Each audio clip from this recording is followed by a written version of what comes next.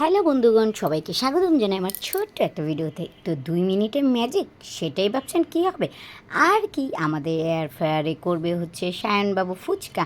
তো আজকে আমাদের চলছে ফুচকার আয়োজন। তো ফুচকা তো উনি প্যাকেট খুলে নিজে নিজে দিয়ে দেয়, আর আমি হালকা একটু তেলের লেপ দিয়ে দিলাম, জাস্ট একটু উপর দিয়ে তেল মুছে নিলাম।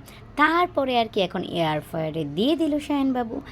এখন আমাদের টাইম দিতে হবে শুধু শুধু 2 মিনিট। আর 2 মিনিটে কি হয় সেটাই ভাবছেন কিভাবে সম্ভব? একদম তেল ছাড়া 2 মিনিটে ফুচকা আমাদের রেডি। কেমন লাগছে? দেখতে নিশ্চয়ই লোভনীয় লাগছে, আর সাথে তো খেতে কেমন লাগছে সেটা দেখাবই।